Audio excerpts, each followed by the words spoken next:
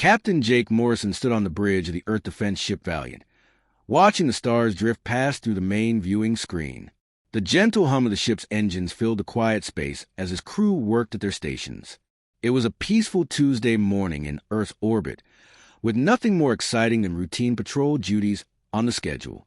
The calm was broken when Communications Officer Pete Logan suddenly straightened at his console. His face went pale as he pressed his earpiece closer to his ear. "Captain, I'm receiving an emergency transmission from the Kepler 442b colony." Morrison moved quickly to Logan's station, put it through the main speakers. Static filled the bridge before a woman's voice came through, broken and desperate. "This is Administrator Lisa Grant of New Eden Colony on Kepler 442b. We are under attack by unknown alien forces. Repeat, we are under attack. Our defensive systems are failing. We have approximately 2,000 civilians trapped in the main settlement. The aliens have surrounded us completely. We cannot evacuate. Please send help immediately."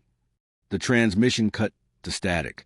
Logan tried to reestablish contact, but got no response. Morrison felt his stomach drop.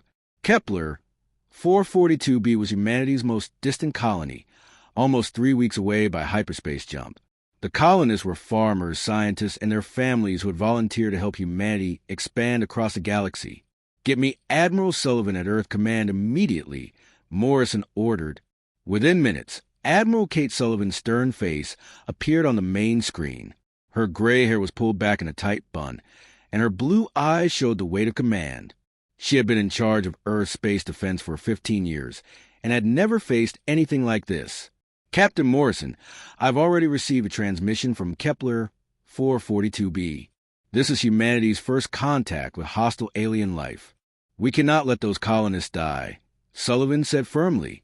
"I'm authorizing immediate rescue operations. You'll lead a fleet of 12 ships to Kepler 442b. Morrison nodded. "What do we know about these aliens, Admiral?" "Nothing," Sullivan admitted. "Our deep space sensors haven't detected any alien technology until now. We're going blind, but we have to assume they're hostile based on the colonists' message." Within hours, Earth's orbital shipyards became a hub of frantic activity. The rescue fleet assembled quickly.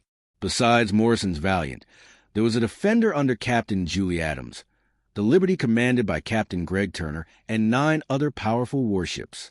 Each ship carried advanced weapons, shields, and the best-trained crews in Earth's fleet. Commander Ryan Bell arrived on the Valiant to serve as the fleet's tactical coordinator. He was a thin man with sharp eyes who had studied every military strategy in human history. Dr. Amy Foster, the fleet's chief medical officer, came aboard with supplies to treat thousands of potential casualties. "The aliens might have taken prisoners," Dr. Foster explained to Morrison as she set up her medical bay. "We need to be ready for anything." Marine Colonel Steve Parker boarded with 500 of Earth's finest soldiers. Parker was a mountain of a man who had trained Marines for 20 years. His troops carried the newest weapons and armor that human technology could produce. "Captain, my boys are ready for a fight," Parker told Morrison. "Whatever these aliens can dish out, we can handle it." Lieutenant Commander Dan Brooks, the fleet's intelligence officer, spent hours studying the limited data they had about the Kepler system. "Sir, the colony reported that the aliens appeared suddenly. They must have faster ships than we expected or some kind of stealth technology." Morrison gathered his senior officers in the briefing room. The walls showed star charts of the route to Kepler 442b. "Ladies and gentlemen, this is humanity's first real test in space. We've been exploring the galaxy for 50 years without meeting hostile aliens. Now we have to prove that humans can defend themselves." Chief Science Officer Linda Hayes pulled up data about the colony. New Eden has 2,000 people, mostly families. They have basic defensive systems, but nothing that could stop a real military attack. The aliens must have overwhelming force to trap them so completely. Communications Officer Logan added, "The transmission was very weak. Whatever's jamming their communications is powerful. We might not be able to talk to them until we're right on top of the planet." The 12 ships of the rescue fleet prepared to depart. Each vessel carried hundreds of crew members and enough firepower to level a small moon. The Valiant alone had particle beam cannons, missile launchers, and defensive shields that could stop almost any attack. Admiral Sullivan gave the final briefing over the fleet communication system. Captains, you're carrying the hopes of all humanity. Those colonists trusted us to protect them when they volunteered to build a new world. We cannot let them down. Bring our people home. Morrison looked around his bridge at his crew. They were young and confident, believing that human technology and training would be enough to handle whatever they faced. Most had never seen real combat beyond training exercises. Chief Engineer Mike Santos reported from the engine room. Captain, all systems are green. We're ready for a hyperspace jump on your command. All ships report ready for departure, Logan announced. Morrison took a deep breath. In all of human history, they had never faced an alien enemy. Every simulation and training exercise had been against other humans or theoretical scenarios. Now they were about to fight for the survival of 2,000 innocent people against a completely unknown enemy. Fleet Command, this is Captain Morrison. All ships prepare for hyperspace jump to Kepler 442b. We launched the rescue mission in 60 seconds. The 12 ships formed up in a perfect formation outside Earth's orbit. Their hulls gleamed in the sunlight, and their engines glowed bright blue as they charged their hyperspace drives. Each ship represented decades of human engineering and the courage of crews who were ready to risk everything for their fellow humans. Morrison gave the order. All ships, execute hyperspace jump. Let's bring our people home. The fleet disappeared in flashes of light, beginning their journey across the galaxy. Behind them, Earth's billions of people waited and prayed for news. Ahead lay the unknown and humanity's first test against alien intelligence. None of them suspected that they were flying into a trap that would change the course of human history forever. The human fleet traveled through hyperspace for 3 days before the first strange readings appeared on their sensors. Communications Officer Pete Logan was the first to notice something unusual during his routine monitoring of the surrounding space. Captain Morrison, I'm picking up energy signatures that don't match anything in our databases, Logan reported from a station on the Valiant's bridge. The patterns are completely alien. Morrison walked over to examine Logan's screen. Waves of unknown energy were flowing around their ships like invisible rivers. The readings were faint but definitely artificial. Could it be natural phenomena from this region of space? Chief Science Officer Linda Hayes ran detailed scans from her science station. These energy patterns are too organized to be natural. Captain, something is generating them, but I can't identify the source. It's like they're coming from everywhere and nowhere at the same time. Commander Ryan Bell studied the tactical implications. If these are alien sensors, they might be tracking our movement. We could be walking into a surveillance network that spans multiple star systems. Morrison opened a secure channel to the other ships in the fleet. All vessels, this is the Valiant. Are you detecting the same energy anomalies we're seeing? Captain Julie Adams of the Defender responded first. Confirmed, Valiant. My science officer says the readings are getting stronger as we get closer to Kepler 442b. Whatever's generating these signals has been here for a long time. Captain Greg Turner from the Liberty added his concerns. My crew is nervous about these readings. Should we change course or proceed as planned? We maintain course, Morrison decided. 2,000 colonists are counting on us. We can't turn back because of unknown energy signatures. Lieutenant Commander Dan Brooks spent hours analyzing the data in the Intelligence Center. He compared the alien energy patterns to everything in Earth's scientific databases, but found no matches. Captain, these aliens have technology we've never seen before. The energy signatures suggest they can manipulate space itself. Dr. Amy Foster worked in the medical bay, preparing for casualties while listening to reports about the strange readings. Captain, if these aliens have unknown technology, we should expect unknown weapons as well. I'm preparing treatments for energy-based injuries we've never encountered. Marine Colonel Steve Parker gathered his soldiers in the training bay for additional drills. The big colonel knew his troops were getting nervous about fighting an unknown enemy. Listen up, Marines. We don't know what these aliens can do, but we know what humans can do. We fight harder, think faster, and never give up. That's how we survived everything Earth ever threw at us. The Marines trained with increased intensity, practicing boarding actions and defensive tactics. Sergeant Paul Hayes led squads through combat simulations, while other units worked on protecting civilians during evacuation procedures. Chief Engineer Mike Santos monitored the ship's systems from the engine room. The strange energy was affecting their instruments in subtle ways. Captain, the alien energy is interfering with our navigation computers. Nothing serious yet, but it's getting stronger.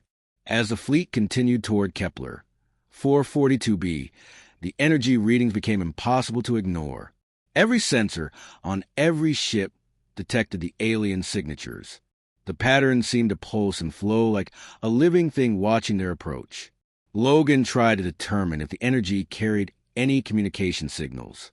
Captain, I think the aliens might be trying to communicate. There are repeating patterns in the energy that could be language. Hayes analyzed the patterns but couldn't decode them. If it's language, it's completely different from any human communication method. The aliens might think in ways we can't understand. Morrison called a meeting of his senior officers in the briefing room. The star chart showed they were still 2 weeks from Kepler 442b, but everyone could feel the tension building. The alien energy is definitely tracking us, Brooks reported. They know we're coming, and they probably know exactly how many ships we have and what our capabilities are. That could be good or bad, Bell added. If they're peaceful, they might just be curious about us.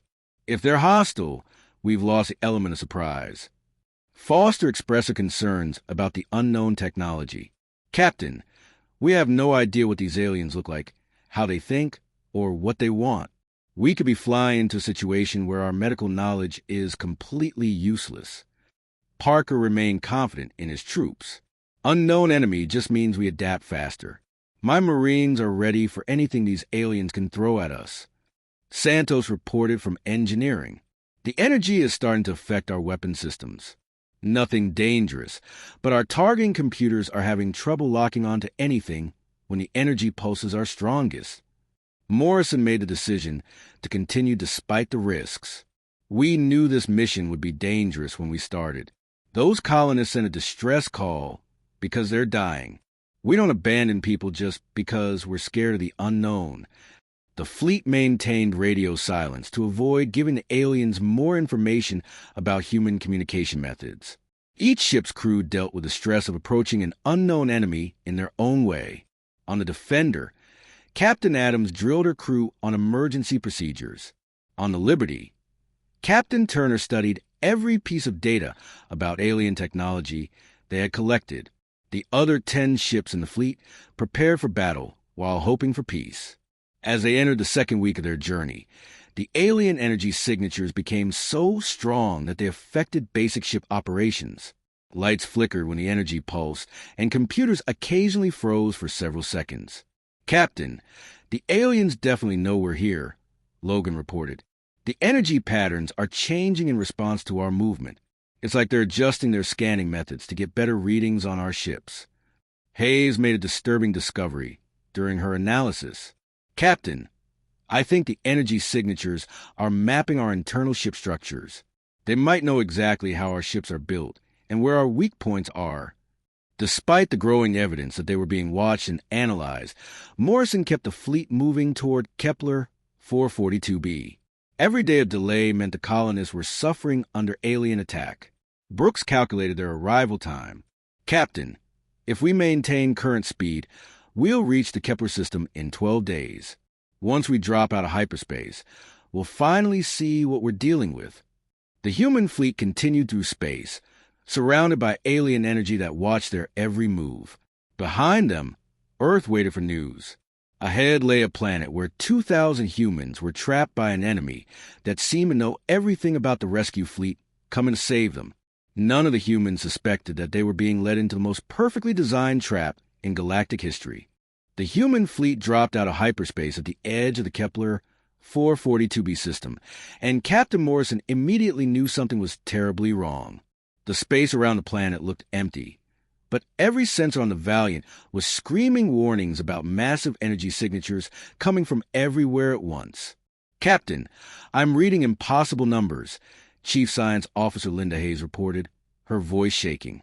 There are hundreds of ships out there, but I can't see them on visual sensors. Cloaking technology, Commander Ryan Bell realized. The aliens can hide their entire fleet.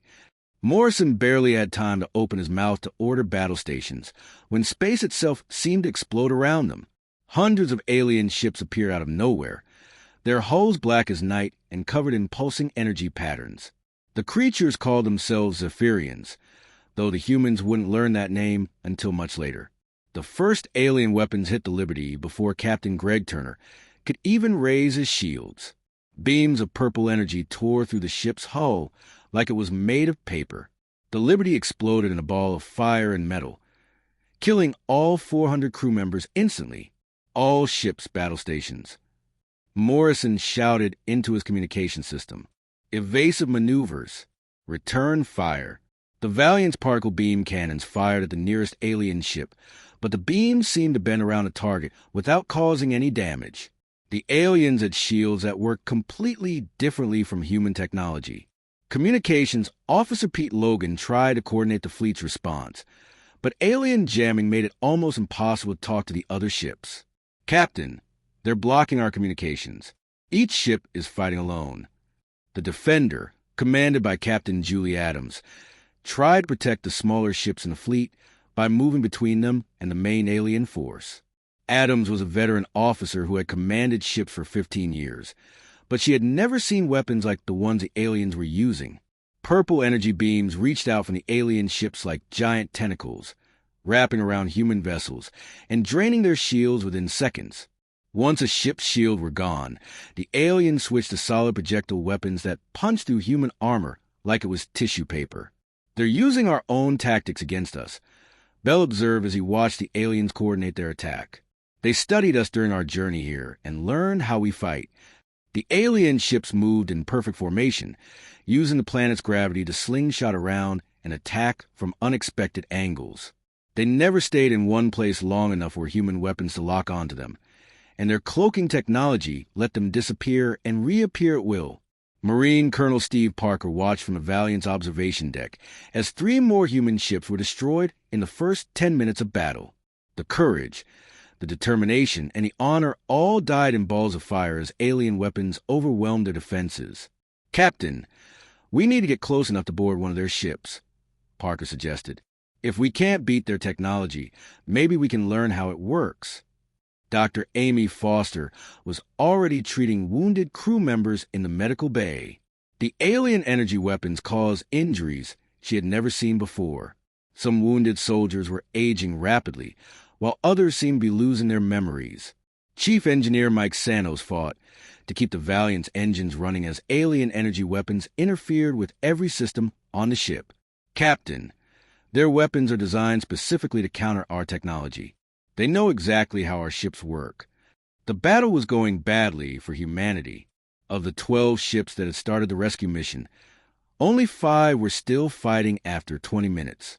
The aliens had overwhelming numbers and superior technology. Captain Adams made a desperate decision aboard the Defender. Her ship was badly damaged and losing power, but she still had engine control. All ships, this is Adams. I'm going to ram the alien command ship. Maybe that will give you a chance to escape. Julie, no. Morrison shouted, but it was too late. The Defender accelerated directly toward the largest alien vessel, a massive ship that was coordinating the attack. Adams and her crew died when their ship slammed into the alien dreadnought, but the explosion took the alien command ship with them. For a moment, the alien attack seemed to pause as they dealt with the loss of their commander. Morrison used that brief opportunity to rally the remaining human ships.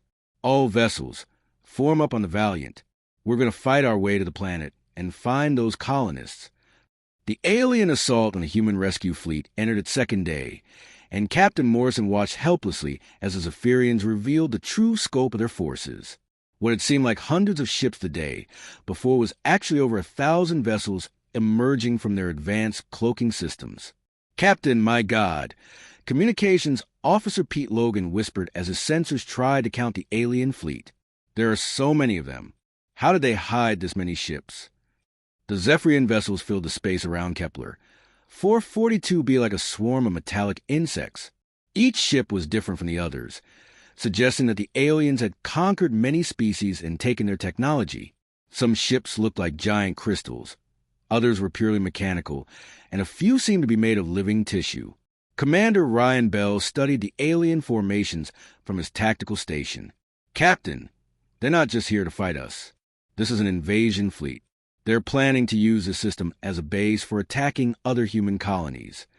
The 4 surviving human ships were badly damaged and running low on ammunition. The Valiant had lost half its weapons. The Perseverance was leaking atmosphere. The Resolve had no shields left, and the Endeavor was barely able to move. Chief Science Officer Linda Hayes made a disturbing discovery while analyzing alien communications.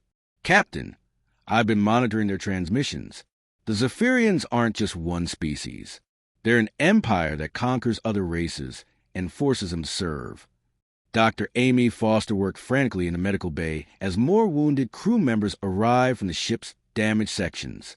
The alien energy weapons caused injuries that seemed to get worse over time.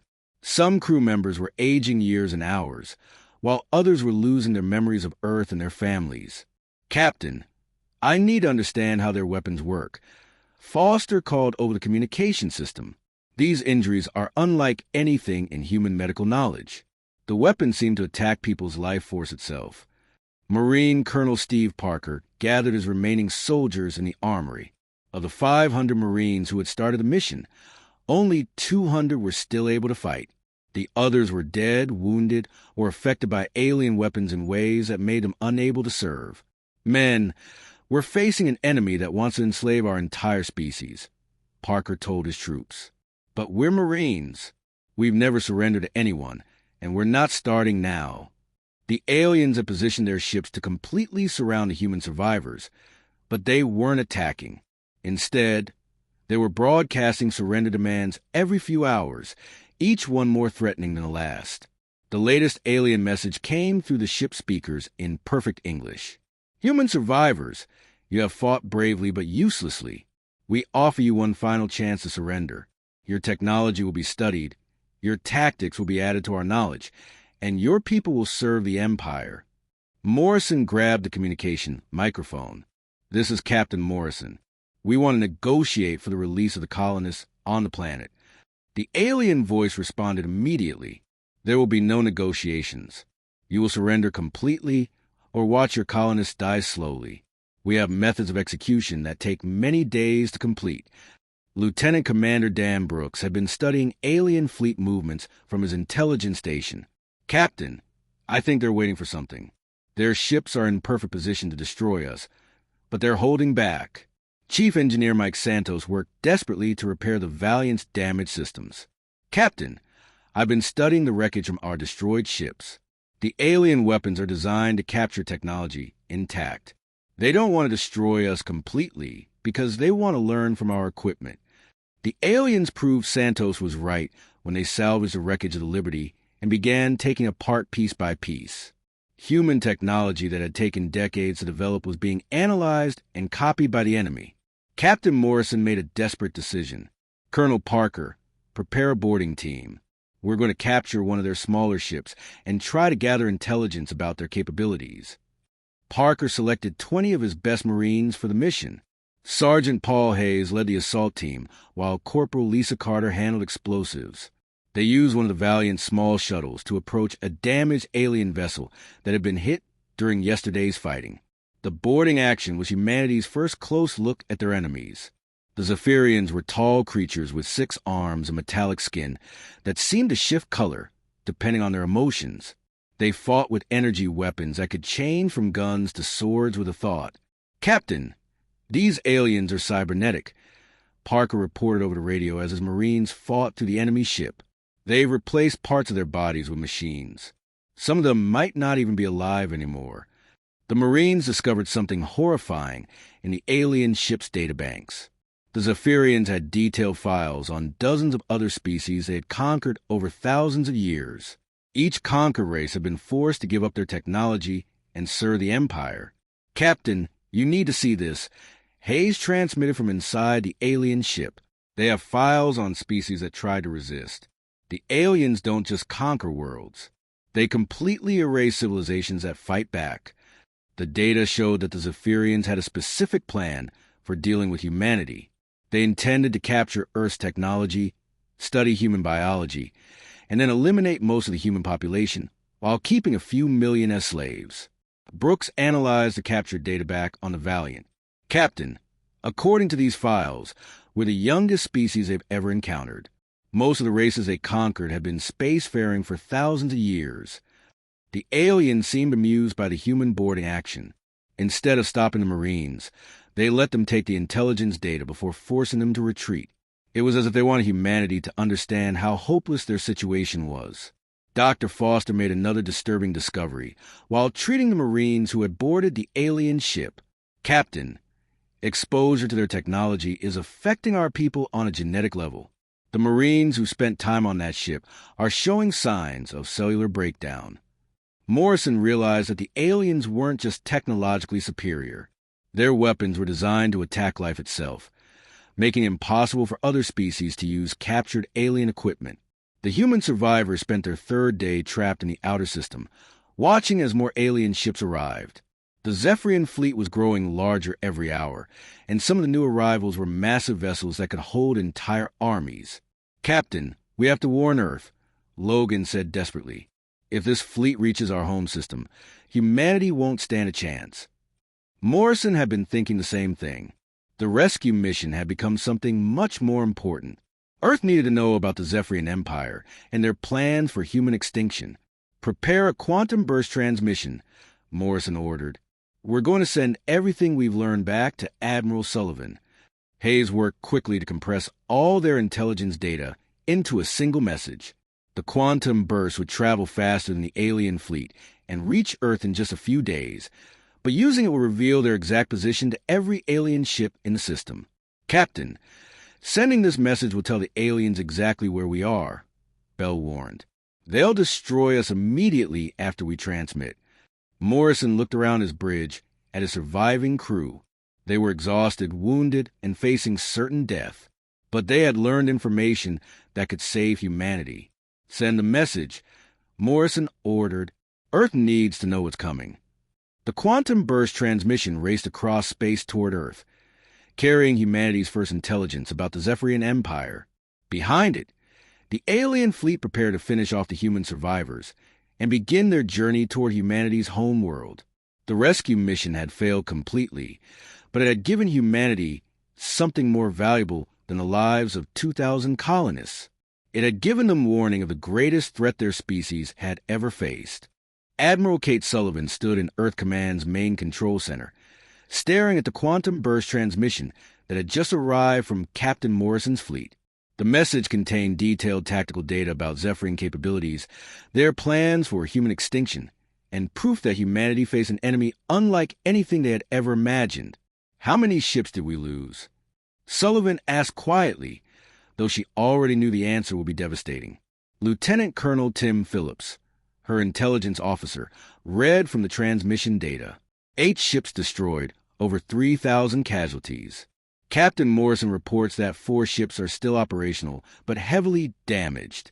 The aliens have them trapped in the outer system. Sullivan felt a cold rage building in her chest as she read the details of the alien ambush. The Zephyrians hadn't just attacked a human colony. They had used innocent civilians as bait to draw Earth's fleet into a carefully planned trap. Get me President Mitchell immediately, Sullivan ordered. He needs to know what we're facing. Within an hour, President Tom Mitchell arrived at Earth Command with his entire cabinet. Mitchell was a former military officer who had served in Earth's defense forces before entering politics. He understood the implications of Sullivan's report immediately. Admiral, are you telling me that this alien empire has been planning to invade Earth all along? Mitchell asked after reviewing the intelligence data. Yes, sir. According to Captain Morrison's data, they've been studying humanity for years. The attack on Kepler 442b was just the beginning. They have over 1,000 ships, and they're planning to enslave our entire species. Secretary of Defense Janet Roberts studied the tactical analysis. How long do we have before they reach Earth? Sullivan called up star charts on the main display. If they leave Kepler 442b immediately, they could be here in 6 months. But according to intelligence data, they're planning to use that system as a staging area for a larger invasion force. General Alex Carter, Earth's top military strategist, have been quietly analyzing the alien capabilities. Admiral, their technology is clearly superior to ours in most areas. But Captain Morrison's report suggests they have weaknesses we can exploit. The president made the hardest decision of his administration. Admiral Sullivan, I'm authorizing total mobilization of Earth's military forces. Every shipyard, every factory, every resource we have goes to building the largest fleet in human history. Over the following weeks, Earth became a world at war. Every major city buzzed with activity as factories retooled to produce warships and weapons. The orbital shipyards worked around the clock, building vessels with new designs based on the intelligence gathered from the alien ship. Dr. Amy Foster's medical reports had revealed something important about Zephyrian biology. The aliens were cybernetic, but they still had organic components that could be targeted with biological weapons. Human scientists began developing viruses and toxins specifically designed to attack alien physiology. Military strategist General Carter coordinated with engineers and scientists to develop new weapons. The aliens have superior energy shields, but Captain Morrison's data shows they're vulnerable to kinetic weapons. We're going to build ships that can punch through their defenses with pure physical force. Chief Engineer Mike Santos had been rescued along with the other survivors, and his technical analysis of alien equipment provided crucial insights. Their technology is more advanced, but it's also more complex. If we can overload their systems, we might be able to turn their own weapons against them. Admiral Sullivan promoted Captain Morrison to Admiral and put him in charge of tactical planning for the counterattack. Morrison had survived the first battle with the aliens and understood their capabilities better than anyone else on Earth. We can't fight them the same way we fought each other, Morrison explained to the assembled fleet commanders. The aliens studied human military tactics for years. We need to develop completely new strategies they've never seen before. The human fleet grew rapidly as new ships rolled out of the orbital yards. Unlike the previous rescue fleet, these vessels were built specifically for war against the Zephyrians. They carried experimental weapons, heavier armor, and systems designed to counter alien technology. Marine Colonel Steve Parker worked with his surviving soldiers to train a new generation of Space Marines. The boarding action on the alien ship had taught them valuable lessons about fighting cybernetic enemies in close combat. The aliens are stronger and faster than humans, Parker told his trainees. But they think like machines. They follow patterns and procedures. Humans can think creatively and adapt faster than any computer. Communications Officer Pete Logan had been studying alien communication methods. Admiral, I think I figure out how to jam their coordination systems. If we can disrupt their fleet communications, their ships will have trouble working together. 3 months after the disaster at Kepler 442b, Earth's new fleet was ready. 200 ships, each one more powerful than anything humanity had built before, assembled in Earth's orbit. The fleet included massive battleships, fast attack cruisers, and specialized vessels designed to counter specific alien capabilities. President Mitchell addressed the fleet commanders in a ceremony broadcast across all of Earth. 3 months ago, aliens attacked our people and declared war on humanity. They made a mistake. They thought we were weak because we were peaceful. They're about to learn why humans have survived every challenge our planet ever threw at us. Admiral Sullivan took command of the flagship Retribution, a massive vessel built specifically to fight the Zephyrian Empire. The ship carried weapons that could crack a moon in half, and shields designed to withstand alien energy attacks. Morrison commanded the Vengeance, a fast attack ship built for hit-and-run tactics. His crew included many survivors from the original rescue mission, including Lieutenant Commander Dan Brooks and Chief Science Officer Linda Hayes. Commander Tim Phillips led a squadron of stealth ships designed to infiltrate alien formations. Major Claire Roberts commanded the Marine assault forces that would board enemy vessels. Each ship in the fleet had a specific role in the battle plan that Admiral Sullivan and General Carter had developed. The human fleet prepared to depart for Kepler 442b. But this time, they weren't going to rescue anyone. They were going to send a message to the Zephyrian Empire and every other species in the galaxy. Dr. Foster had developed battlefield medical techniques for treating alien weapon injuries. We know how their weapons work now. We can save people that we would have lost in the first battle. Chief Engineer Santos had designed new ship systems that could adapt to alien interference. Their jamming won't work as well this time. We've learned how to fight through their electronic warfare. The night before departure, Morrison stood in his quarters aboard the Vengeance, looking at pictures of the crew members who had died in the first battle. Captain Adams, Captain Turner, and thousands of others who would never see Earth again. Admiral Sullivan's voice came over the fleet communication system. All ships, prepare for departure. We're going back to Kepler 442b, and this time we're not coming home until every alien ship in that system is destroyed. The human fleet departed Earth with the blessing of 10 billion people who were counting on them to protect humanity's future. Unlike the rescue mission 3 months earlier, this fleet was going to war with full knowledge of what they faced. The Zephyrians had proven they could defeat a small human rescue fleet. Now they were going to learn what happened when they threatened humanity's survival. The largest fleet in human history was coming for them, and this time no quarter would be given. Earth's children were going to teach the galaxy that threatening humanity was the last mistake any species would ever make. Captain Morrison, our new power systems are overloading their sensors. They can't track us as effectively as they did during the first battle. The human fleet pressed their attack, driving deeper into the alien formation. Ships that had been designed to work together in perfect coordination began functioning as individual units when their command vessels were destroyed. Marine Colonel Steve Parker led boarding parties against disabled alien ships. His soldiers had learned how to fight cybernetic enemies during the first battle, and they used that knowledge to devastating effect. Move fast and hit them where they're weakest. Parker instructed his troops as they stormed through alien corridors. These creatures replaced their emotions with machines. Use your anger. Use your hate. Show them what human fury looks like. The boarding actions were brutal affairs where human soldiers fought alien cyborgs in hand-to-hand combat. The Marines discovered that while aliens were individually stronger, humans could fight with a desperate creativity that no machine could match.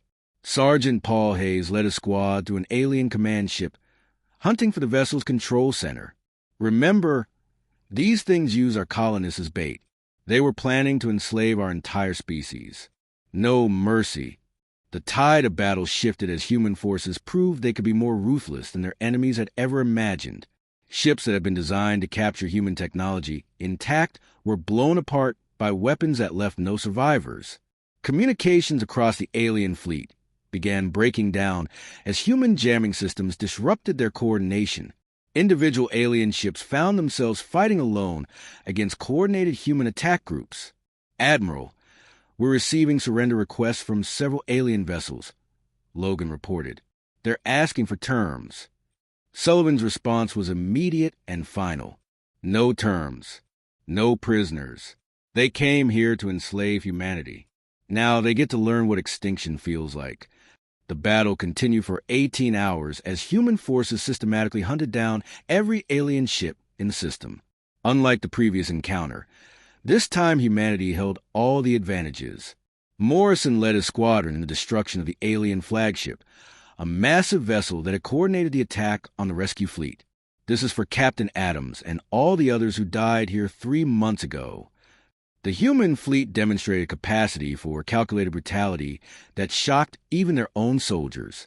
Every alien vessel was destroyed completely, with no attempt to take prisoners or capture technology. Major Roberts reported from the surface of Kepler 442b after her Marines had eliminated the alien ground forces. Admiral, the colonists are safe. We've eliminated all enemy presence on the planet. Administrator Lisa Grant, who had sent the original distress call that started the war, thanked the human fleet for their rescue. But the fleet's mission wasn't about rescue anymore. It was about sending a message to the entire galaxy. As the last alien ship exploded in the space around Kepler, 442b, Admiral Sullivan opened communication channels to broadcast on all frequencies used by known galactic civilizations. This is Admiral Kate Sullivan of the Earth Defense Force. Any species that threatens human colonies or plans to invade Earth will face the same fate as the Zephyrian fleet. Humanity is no longer a victim. We are the galaxy's newest predator. The human fleet had proven that they could adapt faster and fight more ruthlessly than any enemy they faced. The rescue mission that had ended in disaster 3 months earlier had been avenged with overwhelming force. Earth's children had announced their presence to the galaxy, and the message was clear. Threatening humanity was a fatal mistake that no species would make twice. 3 months after the disaster at Kepler 442b, the largest fleet in human history dropped out of hyperspace at the edge of the system. Admiral Kate Sullivan stood on the bridge of the flagship Retribution, watching as 200 human warships formed into perfect attack formation. All ships report ready for combat operations. Communications Officer Pete Logan announced from a station. The young officer had survived the first battle and learned valuable lessons about fighting the Zephyrian Empire. Admiral Morrison, promoted after his survival of the original rescue mission, commanded the fast attack ship Vengeance. His crew included many veterans from the first battle, soldiers who had personal scores to settle with the aliens. Admiral Sullivan, this is Morrison. My ships are in position for the opening strike. We're ready to show these aliens what happens when they threaten humanity. The Zephyrian fleet was still positioned around Kepler 442b, but their numbers had grown since the first battle. Intelligence reports suggest that over 1,500 alien vessels were now in the system, preparing for their planned invasion of Earth. Commander Tim Phillips led a squadron of stealth ships designed to infiltrate the alien formation. His vessels used new cloaking technology developed from studying alien equipment captured during the first battle. Admiral, we're detecting the same energy signatures we encountered before. Chief Science Officer Linda Hayes reported from her science station. But this time, we're ready for them. The human fleet had spent 3 months preparing for this moment. Every ship carried weapons specifically designed to counter alien technology. Every crew member had trained for fighting cybernetic enemies. Every tactic had been developed to exploit weaknesses discovered during the first battle. Major Claire Roberts commanded 5,000 Space Marines spread across the assault fleet. Unlike the previous mission, these soldiers were equipped with weapons that could damage alien cybernetic systems and armor designed to protect against alien energy weapons. All Marine units, prepare for boarding operations, Roberts announced over the tactical communication system. Remember your training. These aliens think they're superior to humans. We're going to prove them wrong. The human attack began with a coordinated strike that the Zephyrians never saw coming. Phillips's stealth ships had infiltrated the alien formation and planted explosive charges on key vessels. When the charges detonated, 12 alien ships were destroyed before they could raise their shields. All ships, this is Admiral Sullivan, execute Operation Thunderstrike. Show them what Earth's children can do. The human fleet attacked with a fury that shocked the Zephyrian commanders. Unlike the desperate rescue mission 3 months earlier, this was a carefully planned military operation designed to exploit every alien weakness that had been discovered. Morrison's fast attack ships used hit-and-run tactics, striking alien vessels and disappearing before they could respond. The Vengeance and its sister ships moved like ghosts through the alien formation, leaving destroyed enemy vessels in their wake. Target their command ships first. Morrison ordered his squadron commanders. The aliens coordinate everything through their larger vessels. Take out their commanders, and the rest will be confused. The Retribution and the other heavy battleships engaged the largest alien vessels in direct combat. These human dreadnoughts carried kinetic weapons that could punch through alien energy shields and armor that could withstand the most powerful enemy attacks. Admiral Sullivan watched as her gunners found their targets. Fire all forward batteries. Let's crack that alien dreadnought in half. Massive projectiles launched from the Retribution's main guns, accelerated to incredible speeds by magnetic fields. The solid metal shells tore through alien shields like they were made of paper and smashed into the enemy ship's hull with devastating effect. Dr. Amy Foster had developed new medical techniques for treating alien weapon injuries, but the human fleet was taking far fewer casualties than expected. The aliens seemed confused by the new human tactics and were making mistakes they hadn't made during the first battle. Admiral, the aliens are trying to retreat to defensive positions around the planet. Lieutenant Commander Dan Brooks reported from his intelligence station. They weren't expecting this level of resistance. The Zephyrians had studied human military tactics for years, but they had only seen how humans fought other humans. They had never faced humanity's capacity for adaptation and innovation when truly threatened. Chief Engineer Mike Santos monitored the fleet's performance from his station aboard the Vengeance. The new ship designs were proving superior to alien technology in several key areas. The human fleet had destroyed the main Zephyrian force at Kepler 442b, but Admiral Sullivan wasn't finished. Intelligence reports indicated that alien ships were scattered throughout the system, hiding in asteroid fields and behind moons. Every single enemy vessel had to be eliminated. All ships begin search and destroy operations. Sullivan ordered from the bridge of the Retribution. I want every rock in the system searched. No alien survives to report back to their empire. Admiral Morrison led hunting groups of fast attack ships to track down the hidden enemy vessels. The Vengeance and its sister ships moved through the system like wolves, following energy signatures and debris trails that revealed alien hiding places. Captain, I'm detecting a faint power signature behind the third moon. Chief Science Officer Linda Hayes reported from her science station. It could be a damaged alien ship trying to avoid detection. Morrison's response was immediate. All ships converge on target location. If it's alien, we destroy it. The human fleet had developed a reputation for merciless efficiency during the main battle. Now they were proving that they could hunt down hidden enemies with the same deadly precision. Commander Tim Phillips specialized in finding concealed alien vessels with his stealth ships. His crews had become experts at detecting the subtle signs that revealed enemy positions. Admiral, we found 3 more alien ships hiding in the asteroid belt, Phillips reported. They're trying to transmit distress signals, but our jamming is blocking them. Destroy them, Sullivan replied without hesitation. No alien leaves the system alive. The human attack on the hidden alien ships was swift and brutal.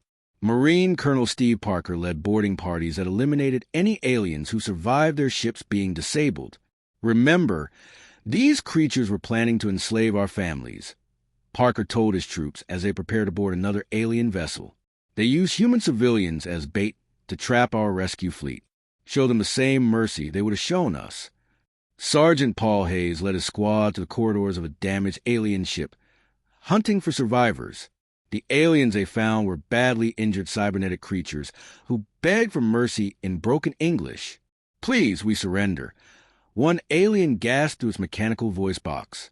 We will serve human empire. We will give technology. Hayes looked down at the creature that represented a species willing to commit genocide against humanity. We don't want your service. We don't want your technology. We want you extinct. The systematic elimination of alien survivors continued throughout the system. Human forces showed no interest in taking prisoners or learning alien technology. Their only goal was complete extermination of anything connected to the Zephyrian Empire. Dr. Amy Foster had developed biological weapons specifically designed to target alien physiology. These viruses and toxins were deployed on planets where aliens had established bases, ensuring that no hidden colonies could survive. The biological agents are working perfectly, Foster reported to Admiral Sullivan. Any alien organic components will be destroyed within hours of exposure. Major Claire Roberts led ground operations on several moons where aliens had built hidden supply depots. Her Marines eliminated every trace of alien presence, destroying equipment and facilities that had taken years to construct. Burn it all, Roberts ordered as her troops used flamethrowers to destroy alien technology. I don't want anything left that could be used by other alien species. The human fleet spent 2 weeks methodically searching every corner of the Kepler system. They found and destroyed over 50 hidden alien ships, eliminated 3 secret bases, and wiped out an alien research facility that had been studying human biology. Chief Engineer Mike Santos analyzed captured alien equipment before it was destroyed. Admiral, these creatures had detailed plans for invading Earth. They knew the locations of our major cities and military installations. The discovery of invasion plans only reinforced humanity's decision to show no mercy. The aliens hadn't just been planning to conquer Earth. They had been preparing to eliminate human civilization completely. Lieutenant Commander Dan Brooks studied alien communication records that revealed the scope of the Zephyrian Empire. Admiral, these creatures have destroyed dozens of other species over thousands of years. They're not just conquerors. They're exterminators. The evidence of alien genocide against other species convinced even the most humanitarian members of the human fleet that complete destruction was justified. The Zephyrians had proven they could never coexist peacefully with other intelligent life. Communications Officer Pete Logan intercepted desperate alien transmissions trying to reach other parts of their empire. Admiral, they're trying to warn their home worlds about human capabilities. Should we let the messages through?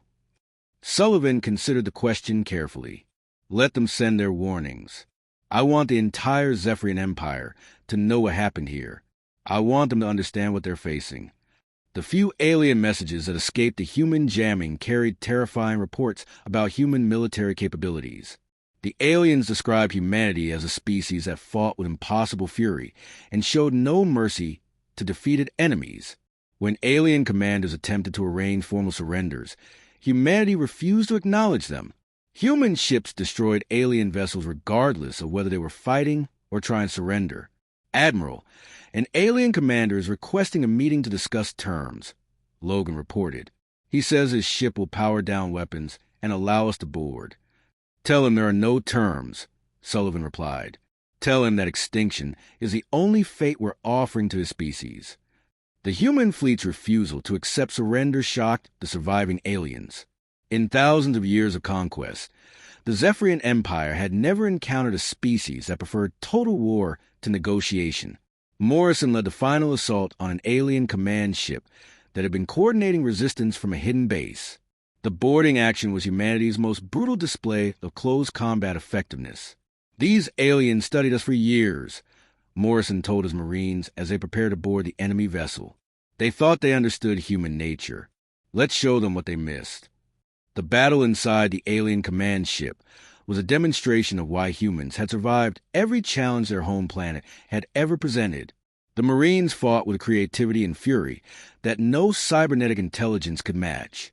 Parker personally executed the alien commander who had been in charge of the original ambush. This is for every human who died in your trap 3 months ago. The aliens' final word were transmitted to every surviving ship in their fleet. Humans are not what we expected. They are more dangerous than any species we have encountered. They cannot be reasoned with. They cannot be defeated. They must be avoided. By the end of the 3rd week, the Kepler system was completely clear of alien presence. Every ship had been destroyed, every base eliminated, every hiding place searched and cleansed. Admiral Sullivan stood on the bridge of the Retribution, looking at a star system that was now completely under human control. The colonists on Kepler 442b were safe, but more importantly, humanity had sent a message to the galaxy. All ships, prepare to return to Earth, Sullivan ordered. Our work here is finished. The human fleet departed the Kepler system, leaving behind only wreckage and the remains of an alien force that had threatened human extinction. The rescued colonists began rebuilding their settlement under protection of a permanent human garrison. News of the complete destruction of the Zephyrian fleet spread throughout known space.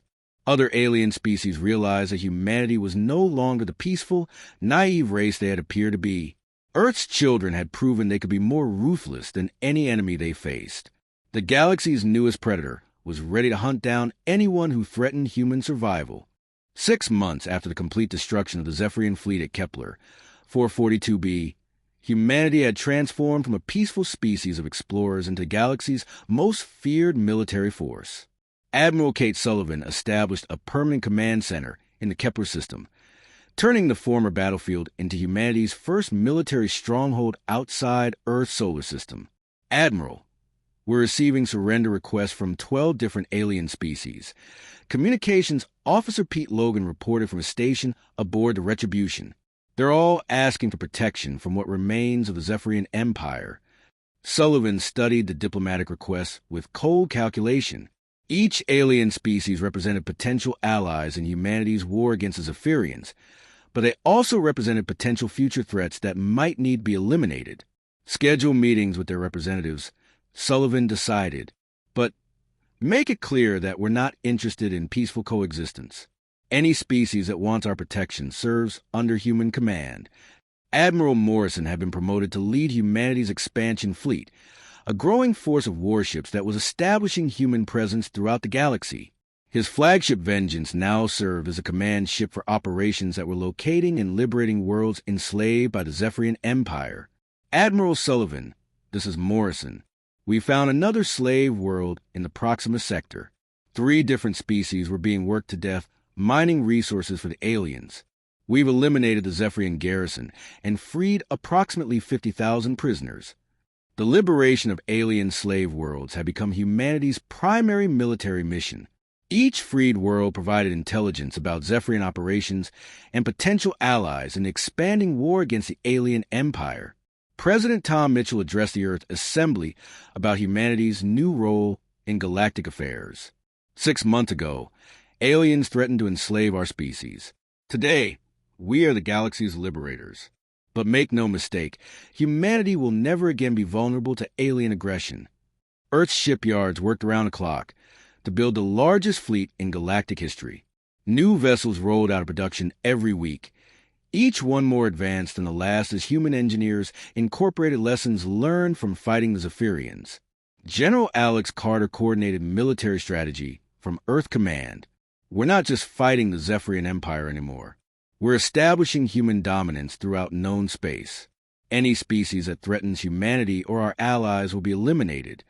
Chief Engineer Mike Santos had become humanity's leading expert on alien technology. His team studied captured Zephyrian equipment, not to copy it, but to find weaknesses that could be exploited in future battles. Admiral, we discovered that most alien technology is designed for efficiency and standardization, Santos reported. They can't adapt as quickly as human systems. That's our greatest advantage. Dr. Amy Foster led research teams that were developing biological weapons targeting specific alien species. Her work ensured that humanity could eliminate any threat regardless of the alien's physical characteristics or defensive capabilities. Each species we encounter gets its own customized extinction protocol, Foster explained to her research teams. If they threaten humanity, we need to be able to wipe them out completely. Marine Colonel Steve Parker trained the largest military force in human history. Millions of soldiers prepared for ground operations across the galaxy, ready to fight any alien species that refused to accept human authority. We're not just soldiers anymore, Parker told his officers. We're the enforcers of human will across the galaxy. When we arrive at an alien world, they have 2 choices: submit or die. The rescued colonists from Kepler 442b had become symbols of human resilience. Administrator Lisa Grant now governed a thriving settlement protected by massive orbital defense platforms and a permanent fleet garrison. The colonists here represent what humanity can accomplish when we're not worried about alien threats, Grant reported during a ceremony honoring the battle's anniversary. We're building the most advanced human settlement outside Earth. Commander Tim Phillips led intelligence operations that were mapping the entire Zephyrian Empire. His teams identified key worlds, military installations, and command centers that would need to be destroyed to eliminate the alien threat permanently. Admiral, we've located what appears to be the Zephyrian homeworld, Phillips reported. It's defended by their largest fleet, but our projections show we can overwhelm their defenses with sufficient force. Major Claire Roberts commanded ground forces that were establishing human control over liberated worlds. Her Marines ensured that former Zephyrian slaves understood their new place in the human-dominated galaxy. Any species that served the Zephyrians voluntarily will be eliminated. Roberts announced the commanders of newly liberated worlds. Those who were forced to serve can earn their freedom by helping us destroy their former masters. The human fleet began broadcasting footage of the Kepler battle to every known species in the galaxy. The images of complete Zephyrian destruction served as both warning and promise to alien civilizations. Lieutenant Commander Dan Brooks analyzed alien responses to human expansion. Admiral, most species are choosing to submit rather than fight. They've seen what happened to the Zephyrians, and they don't want the same fate. The few alien species that attempted to resist human expansion were quickly eliminated by task forces led by Morrison's expansion fleet. Each victory demonstrated that humanity would tolerate no challenges to their growing dominance. "We've destroyed the Corvin defense fleet in the Centauri sector," Morrison reported after another successful operation. "The survivors are requesting terms for surrender." "No terms," Sullivan replied, maintaining the policy that had defined human operations since Kepler. "Complete submission or complete extinction. Those are their only options." Sergeant Paul Hayes, now promoted to command his own company, led operations that were hunting down individual Zephyrian survivors throughout the galaxy. No alien who had participated in the attack on humanity was allowed to escape justice. "We found the Zephyrian commander who planned the original ambush," Hayes reported from a captured alien world. "He's requesting asylum from other alien species." "Denied," Sullivan responded. "Bring him back for public execution. I want every species in the galaxy to see what happens to aliens who threaten humanity." The public execution of captured Zephyrian leaders was broadcast throughout known space. The message was clear. Humanity would hunt down and eliminate anyone who had ever threatened their species. President Mitchell announced humanity's new galactic policy during a speech that was transmitted to every inhabited world. "Earth's children will never again be victims. We are the galaxy's dominant species, and we will eliminate any threat to human security." The human empire continued to expand as more worlds were liberated from Zephyrian control. Each new world added resources and population to humanity's growing dominance of galactic civilization. Admiral Sullivan established her permanent headquarters in the Kepler system, which had become the symbol of human military might. The orbital defense platforms around Kepler, 442b were the most powerful weapons ever built, capable of destroying entire fleets. "Admiral, we're receiving reports that the remaining Zephyrian Empire is collapsing," Logan announced. "Their subject species are rebelling and requesting human protection." Sullivan smiled as she watched humanity's enemies destroy themselves. "Good. When the last Zephyrian dies, we'll have proven that threatening humanity is a fatal mistake no species makes twice." The galaxy had learned that Earth's children were not the peaceful explorers they had once appeared to be. Humanity had evolved into the galaxy's apex predator, and any species that forgot that lesson would face the same fate as the Zephyrian Empire. The rescued colonists of Kepler, 442b, continued building their new world under protection of humanity's growing fleet. Their children would grow up in a galaxy where humans were the dominant species, and alien threats were ancient history. The message had been sent to every corner of known space. Humanity would never again be victims, and any species that threatened Earth's children would be hunted to extinction.